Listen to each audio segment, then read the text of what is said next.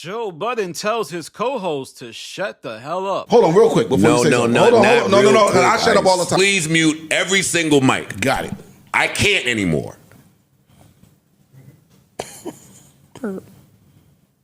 I don't know who payroll you niggas is on. This is not what y'all are describing. And this broadcast has too much esteem in the music world. I let y'all get y'all bullshit Snoop takes off. This y'all have to stop. Yeah, on one of the recent episodes of the Joe Budden podcast, it looks like the best cast in the world is struggling, and Joe Budden had to step in and shut them down. Now, the person who made the biggest mistake here was Ice. Joe was having issues with Ice this whole episode, and this wasn't the only time he shut him down. Ice even tried to shut Joe down, as you can see in this back and forth right here. And the other side of that is... Yo, dog, I've seen them. Go ahead. Well, during that exchange I played in the beginning of the episode, what you saw was Joe finally being fed up. But it's always interesting when Joe gives advice because he goes on this diatribe about how the cast is giving out weird takes, specifically talking about the Snoop Dogg, when he dropped that horrible album and Ice played it as a sleeper. That whole thing was suspicious in itself because I know for a fact Ice is not listening to Snoop Dogg. So that was either payola or he was looking out for a friend. And I think that's one thing we need to examine. Sometimes the cast isn't taking payola, but what they are doing is looking out for people in the industry that might give them access or just give them a favor down the line that they might be able to cash in later. But Joe was just fed up. He was being shut down that whole episode. Go back and watch episode 835 again. I think when we look back, we will see that there was a lot of tension, a lot of drama. This is even the episode where Flip starts talking about how, he's trying to get more money at the network, and he called Joe, and that Joe revealed how much he made on, the year. And they even discussed about what creators were making. So in general, this episode was a commentary on content creation, not just from the perspective of the boss, but from the perspective of the people beneath him who have to navigate an on-air dynamic that is supposed to exemplify friendship. But the truth is, all of these people are co-workers. Sure, Ice and Joe have a pre-existing relationship, but over the years, that has to have changed because it's supposed to. Once you start having to negotiate what you're worth with somebody who you interact with socially, the phase of that relationship is now in another state. And there was even a little back and forth with Ish and Ice. Look at this exchange here. That's what I want to know. I was asking you a question. Nah, the words didn't even drop yet. The beat came on and you just like, yo, you can write that? Yeah, I was asking Ish don't think it's hard to rap. I was asking you a question. Ish don't think it's tough to rap. He don't. I can't ask you a question? Now that was minor. That wasn't necessarily a big thing. But there was also Ice versus Flip in this exchange. Yeah, you should be in with school. You should be married, man. I am. But the way you said it, you got under handcuffs. Let her free. She's free. Go in the house sometime. I was just in the house. And I know exactly where she at. As you can see, Ice was put through the ringer. I think 2025 is a make or break year for Ice. They're trying to put him in more uncomfortable situations, and I think he's honestly doing a good job. It's pretty well documented that I am one of the biggest haters of Ice, and I still think he's one of the worst podcasters the medium has to offer.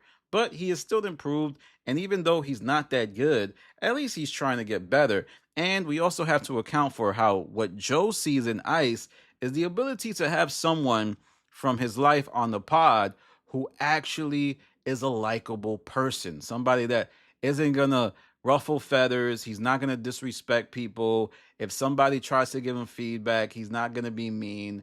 But what you see with Ice is a theme that I've said before. He's podding with training wheels on. Even in my space that I did with Mark basically acknowledged that he's not going to go back and forth with Ice because they have an understanding. And while he didn't reveal what that understanding was, I think the understanding is Mark knowing that Ice is sensitive and that if he were to do what he did or does against Flip, Imani, or Mel, it can get really bad and Ice would get moody and upset. If you notice, Ice is just like Melissa Ford. In the past, he's shut down. He doesn't speak for long periods of time. He doesn't know how to handle certain guests. One of those examples being Brittany Renner. I recall he was quiet that whole episode. And in the subsequent episodes, he said some stuff like, oh, she was cloud chasing, so I didn't want to talk. Major L for him as a broadcaster and indicative of how he sees the medium. Plus, there was also previous tension with Ice and Joe in the past. Y'all remember this period of when Ice joined the podcast? He was always talking about his daughter. I just was with my daughter. You would ask him what was the biggest controversy in the NBA in the late 90s, and he would say, oh, I was just hanging with my daughter. That was his bag, and his bag wasn't entertaining. So much so that Joe had to go to him behind the scenes. This was confirmed on a Reddit talk and tell him, yo, nobody want to hear about your daughter. Was Joe serious about that no family shit on the pod, or like? He I don't, because we had a whole little discussion after that. It ended up getting clipped out, but he just said it don't make for people don't want to hear that. It don't make for good entertainment. He's like, nobody cares, and I'm like, well, if you ask me what a God damn, what? No, not nobody cares, but he said from a standpoint of like if you watch a TV show, right? Like we talked about it before, watching a car crash. That's the more entertaining. Not, and he said, yo, which makes for the better story, the good girl or the whole story? That was the question he posed. What's the more entertaining story, the good girl story or the whole story? So he wants you to lie and say you're a bad father, or I just leave. That's what you got. holy. You gotta take the pod to the next level. What? Yeah, I'm not taking the pod to the next level. If that's what it takes. Like, let somebody else do it. Maybe not lie, but just you probably want them to highlight more the negative aspects, from time to time instead of just. And but again, you know what I'm saying, like, and for me, like my daughter will be 3 at the end of this month. I'm still new at this, brand new. You get what I'm saying? Like I'm still in quote unquote the honeymoon phase, if you want to call it that. Like I went from never having a child for as long as I've been alive to now being a father, and this is all brand new. So I love this shit. Like I'm the parent that when I'm talking to somebody else and they mention the kids, I got pictures. Here, look, this is her right here. I'm that dude. So it's like I be happy about this shit. So I understand from an entertainment aspect, but my take on it is the way society alone.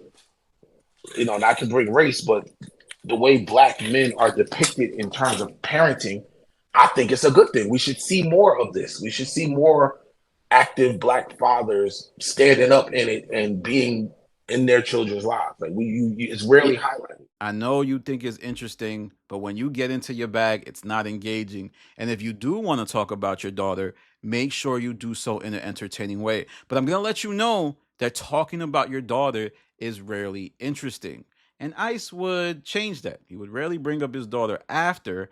And, it was just a negotiation between the boss of the situation and the underling trying to find his way in the podcast world. A podcast world that he often demeans and says that he doesn't care for because he doesn't like talking in front of cameras. But one of the biggest issues with all of these people who claim to be from the streets is that the on-air dynamic is what brings the money. You have to be messy to get to the money to some extent. And it's going to force you to be uncomfortable. And Ice has never embraced that. But one thing he is doing is speaking up when Joe cuts him off. And what we saw today is Joe snap and tell him, yo, dog, just let me speak.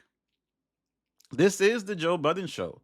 And while I don't think I even wonder, because I know in radio, most radio stations, you can mute somebody. But I wonder if the Joe Budden podcast has ever utilized that feature. Because that is a podcast where everybody is allowed to talk over each other. And it's honestly one of the most disruptive things that the podcast has had. It used to happen in the Rory Maul and Joe era, but now with like 9 mics and even more mics, it's getting even worse. These people are always talking over each other. Sometimes somebody starts a great line of questioning and other people just got to let it go because it's like, all right, well, I don't care. I got to get my point off. My opinion is the one that matters most. And this is why I sincerely believe Joe is afraid of firing people because he keeps adding people to the show, but not thinking about how much the audio experience is being hurt. Some people just need to stay home. And a lot of times people aren't staying home. They're coming to the pod or they're hanging around the pod to see if they're needed. Don't think I don't notice that that's what's going on. I think people go to the pod, they hang in the background, hoping they get a call up. I think Ian Dunlap has done that. I think Imani has done that. I think Jay Wan has done that. And I know all of them will say, nah, I just go up there for the vibes. But I feel like you would have to know that there is a threat of you being asked to be on air, specifically because that's what Joe does. That's like his studio thing. Like he invites people to the studio, and depending on the vibe, the off-air conversation, he might put people on air. And that's what's leading this constant tug of war between the two extents of friendship and having everybody on the show and allowing people to talk. But that Ice and Joe exchange was interesting. Ice stood up for himself, but be careful, buddy. People don't want to hear you talk. And if all the people on this show, you are the person that people really want to hear from the least. That is something that's hard to stomach, but that is actual factual information. Nobody wants an opinion from Ice. And if they do want an opinion from Ice, it's only because of his proximity to Joe and they feel bad.